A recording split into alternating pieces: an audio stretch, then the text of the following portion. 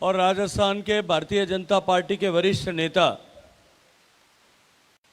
संघर्ष के पर्याय, जिनके साथ पिछले 30 साल से मेरे भाई के जैसे संबंध हैं, आदरणीय मदन दिलावर जी,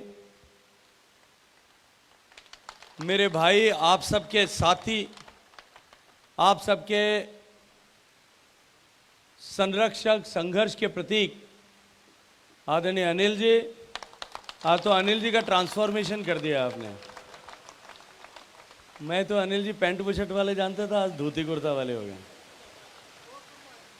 और ये निजी शिक्षण संस्थान परिवार के सभी सम्मानित सदस्यगण, मैं हृदयपूर्वक आप सबका अभिनंदन करता हूं, आप सबका आभार ज्ञापित करता हूं।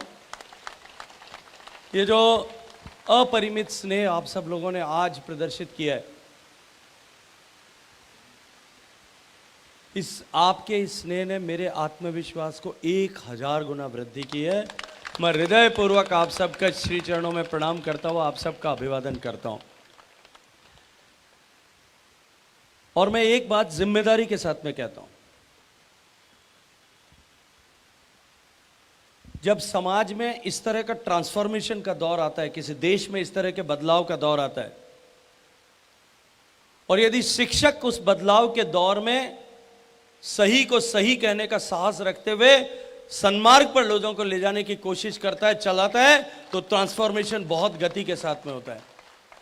आज पूरा विश्व इस बात को स्वीकार कर रहा है कि भारत बदल रहा है, और मैं देख सकता हूं क्षितिज से पहले मुझे उगती हुई रोशनी दिखाई देती है कि भारत बदलेगा। और इस बदलाव के सारथी, बदलाव के वाहक बनने के लिए आप सब लोग जो यहां एकत्रित हुए हैं, मैं आप सबका अभिनंदन करता हूं, आप सबका आभार ज्ञापित करता हूं। मैंने पहले भी जब पिछली बार आप सब लोगों के कार्यक्रम में आया था तब कहा था कि आज हमारा देश आज़ादी के इतने वर्ष बाद, 75 वर्ष बाद, धीरे धीरे धीरे धीरे पायदान दर पायदान चढ़ते हुए आज जिस मुकाम पर पहुंचा है कि हम जीवन के हर क्षेत्र में अपने आप को भारतीय होने के नाते गौरवान्वित महसूस कर सकें। हम इस बात पर गर्व करके साथ में कह सकें कि हम भारतीय हैं। आज देश नित्य प्रतिदिन, देश और देशवासी इस तरह के अवसर हमें प्रदान करता है, और जब देश और देशवासी इस तरह का अवसर प्रदान कर रहे हैं, मैं आज इस मंच पर खड़े होकर के जिम्मेदारी के साथ में कहता हूं कि उसमें भारत के आम जनमानस का बहुत बड़ा योगदान है। और जो आम जनमानस का सबसे बड़ा योगदान है, उसको इस स्तर पर लाने के लिए, हालांकि मदन जी यहां उपस्थित हैं, राजस्थान सरकार के शिक्षा मंत्री हैं, लेकिन फिर पूरी जिम्मेदारी के साथ में कहूंगा कि भारत को वर्तमान का भारत बनाने में निजी शिक्षण संस्थानों ने बहुत बड़ी भूमिका बनाई भाई। मैंने आप लोगों के साथ में अनेक बार चर्चाएं की, और मैं जिम्मेदारी के साथ में ये बात कहता हूं कि निजी शिक्षण संस्थाओं को, सरकारों को दोयम दर्जे या बराबरी की सम दृष्टि से न देखने का ये जो भाव है, इसको समाप्त करना ही चाहिए और करना ही होगा। मदन जी मेरे भाई हैं, इसलिए मैं अधिकार पूर्वक ये बात कहता हूं कि ये जो छोटी छोटी चुनौतियां हैं, मुझे आश्चर्य होता है कि सरकारी स्कूल में पढ़ने वाली बालिका अगर एक्सेल करती है मेरिट में, तो उसको हम पारितोषिक देते हैं, उसको हम स्कूटी देते हैं, उसको हम जो है लैपटॉप देते हैं। और मेरे प्राइवेट स्कूल में पढ़ने वाले बच्चे जो हैं, अगर वो उससे भी ज़्यादा मार्क्स लाएं तो वो इंतजार करते हैं। ये तो उचित नहीं। निश्चित रूप से सरकार को इस पैरिटी को लाना ही चाहिए। और ऐसे जो जितने भी विषय हैं, मैं आज विषयों के विस्तार में नहीं जाना चाहता, उन सारे विषयों पर सरकार को विचार करना चाहिए। आदरणीय मदन जी यहाँ हैं, मैं चाहूँगा एक बार आप सब की बात को सुने, समझें। आवश्यक होगा तो मैं और मदन जी दोनों भाई जाकर के आपके लिए मुख्यमंत्री जी से भी इसके ऊपर बात करेंगे। ये भरोसा और विश्वास मैं आपको दिलाता हूँ। हम सब मिलकर के अभी जो यज्ञ होने वाला है, क्योंकि ये चुनाव नहीं है, ये सामान्य चुनाव नहीं है, न काम का चुनाव है, न काज का चुनाव है, न राम का चुनाव है, न राज का चुनाव है। ये चुनाव इस राष्ट्र के भविष्य के, इस भवितव्य की इमारत रखने की का यज्ञ है। नींव की ईंट रखने से पहले होने वाला यज्ञ है। और जिस तरह से ऐसे हर एक पुनीत अवसर पर हम अपने परिवारजनों को, परिजनों को इष्ट मित्रों को, हमारे परिवेश में रहने वाले सब लोगों को उसमें पुण्य का भागीदार बनाने के लिए और हमारे सामूहिक शक्ति, संकल्प की शक्ति से जो आधारशिला रखी जा रही है वो आधारशिला मजबूत भी हो और स्थायी भी हो। हम सब संकल्प करते हैं उसी तरह से ये चुनाव इस देश के भवितव्य के निर्माण और इस देश के भविष्य की विकसित भारत बनाने की आधारशिला रखने का यज्ञ है। और इस यज्ञ में ये परिवार अगर तय कर ले तो मुझे लगता है कि ये ईमानदारी से ये परिवार तय कर ले तो मुझे किसी दूसरे घर में जाने की जरूरत भी नहीं पड़ेगी। We will have to work as a missionary. हमको मिशनरी की तरह काम करना पड़ेगा। आप लोग एक मत दे दें उससे देश नहीं बदलेगा। आप अपनी पत्नी या अपने परिवार के सदस्यों से, अपने पति से मतदान करा देंगे उससे भी नहीं बदलेगा। देखिए, ये सौभाग्यपूर्ण अवसर हम सबके पास में है। ये उतना ही बड़ा है जितना सौभाग्यपूर्ण अवसर भगत सिंह, चंद्रशेखर, राजगुरु, सुभाष बाबू, महात्मा गांधी और सरदार पटेल के पास में था, जिन्होंने इस देश को आज़ाद कराया। ये तय है, मैं दीवार पर लिखा हुआ पढ़ सकता हूं कि निश्चित रूप से देश बदलेगा। कोई ताकत दुनिया की इसको नहीं रोक सकती। अब भारत विकसित होकर के रहेगा जिस रास्ते पर चल पड़े।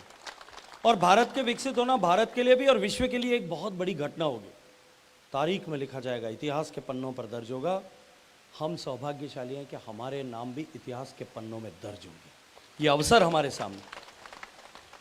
पिछली पीढ़ी के लोगों ने जब ऐसा अवसर आया तब अपने शीश दान करके, अपने भुजाओं के ताकत के आधार पर बलिदान देकर के इस तरह के अवसर कमाए हैं।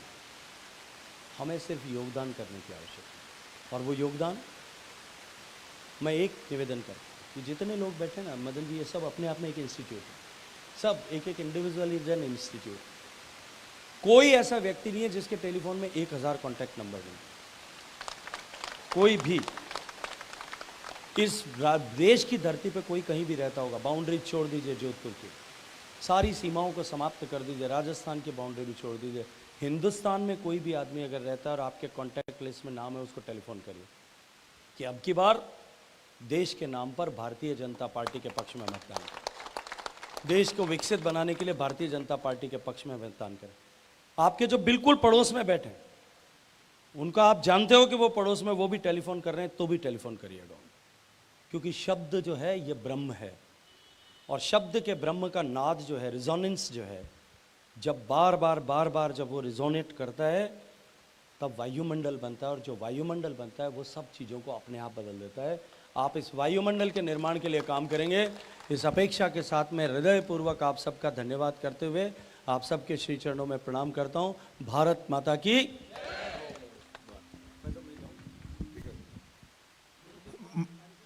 माननीय मंत्री महोदय का साफा पहनाकर स्वागत करेंगे विक्रम सिंह जी इंदा साहब। माल्यार्पण कर स्वागत करेंगे रामनिवास जी चौधरी साहब, मोहन सिंह जी। स्मृति चिन्ह भेंट करेंगे महेंद्र जी बिश्नोई व धर्मेंद्र जी कछुआ। 21 किलो की माला माननीय मंत्री महोदय का 21 किलो की माला द्वारा स्वागत ब्लॉक अध्यक्ष द्वारा भोमदान जी, सांग सिंह जी। 21 किलो की माला मदन जी को पहनाना मेरे भी यहाँ पे। पहले मेरी बात सुनो, रामनिवास जी को कह रहा हूँ, रामनिवास जी मेरे भाई के जैसे हैं। पिछले 30 साल ये प्लास्टिक हटाना पड़ेगा, 30-40 साल से हम साथ में हैं। मैं इनको कह रहा हूँ, इनको याद दिला रहा हूँ, आपके मोबाइल में मेरा टेलीफोन नंबर है। मेरे को टेलीफोन नहीं किया तब तक मुझे पता नहीं लगेगा कि आपने करना शुरू कर दिया। बस तो सबको फ़ोन करना, ठीक है ना, कोई भी बाकी नहीं। ये मदन जी को पहनानी है। मैं सारे ब्लॉक अध्यक्ष कृपया मंच पर बता रहे, सभी ब्लॉक अध्यक्ष, समय बहुत कम है, कृपया ब्लॉक अध्यक्ष सारे स्टेज पर बता रहे सर। 21 किलो की माला के माध्यम से मंत्री जी का स्वागत। सभी एक साथ जोरदार नारा लगाएंगे, गजेंद्र सिंह शेखावत। जोर से, गजेंद्र सिंह शेखावत। मदन जी दिलावर, मदन जी दिलावर, मदन जी दिलावर, शेखावत जी। भारत माता की, भारत माता की। वंदे वंदे।